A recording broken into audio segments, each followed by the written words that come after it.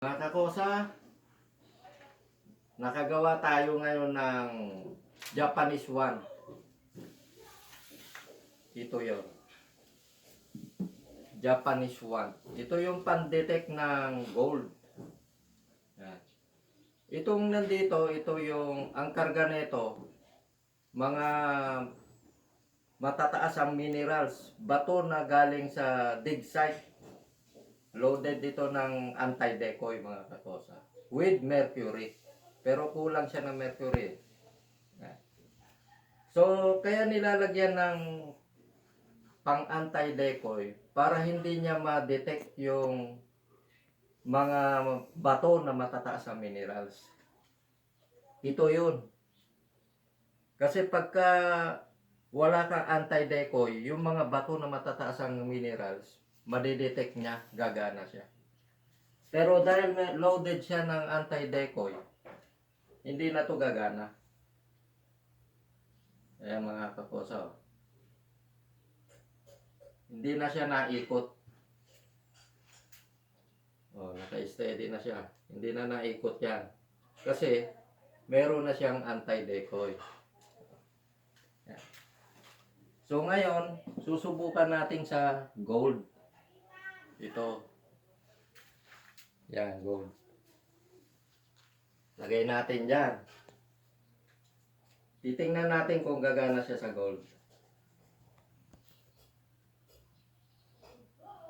Ayan mga katosa. Gumagalaw siya. So, ibig sabihin, kaya gumaganon, tumuturo siya papunta doon. Nandito raw. O, dito naman tayo sa kabila.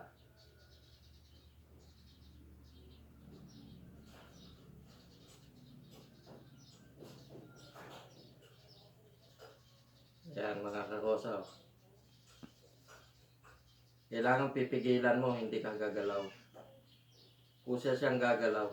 Ayan. So, tumuturo doon. Dito naman tayo. Steady.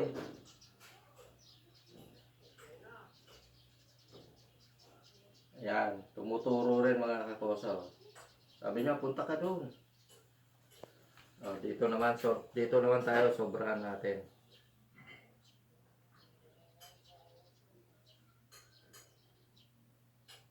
O, bumababa siya. Ibig sabihin, sabi, atras, atras.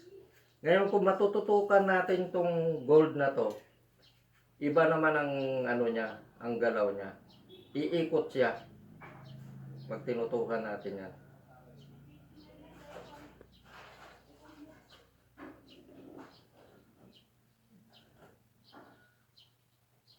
Kaya mga karosa, iikot na siya. Pipigilan ko kasi baka sabihin nyo, iniikot ko. Mahina pa lang yung ikot niyan. Ayan. Ito ang Japanese one mga kakosa. Ito yung pan-detect ng gold. Ito mga kakosa. Okay no? Pag nilagyan ko ng mercury ito, mas maganda. Mas malakas ang higop niya. Hindi ko na binabalahan to. Kasi yung iba binabalahan nila. Ibig sabihin ng binabalahan, ilalagyan pa nila ng gold dito para mas ma-detect niya. Ganun. Subukan natin ito. Ito yung banga. Yung kapiraso ng banga. Kung ibabala ko yung isa rito, tapos ito, tingnan natin kung matre-trace niya. Kung ma-detect niya.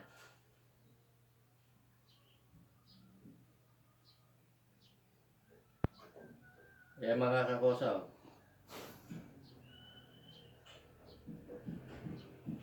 Tumuturo na naman siya doon. Itutok nga natin.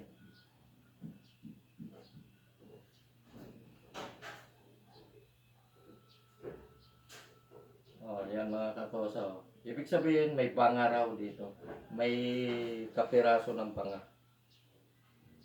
Oh, yan mga kakosa. Ganon ang ano, paggamit na ito, babalahan mo. Kung gusto mong malaman kung may bomba yung ano, yung site, balahan mo ng powder ng ano, ng bala na baril. Matre-trace niya rin kung may bomba doon sa ilalim. Ito yung tinatawag na Japanese One. Maraming salamat sa inyong panonood. Mabuhay!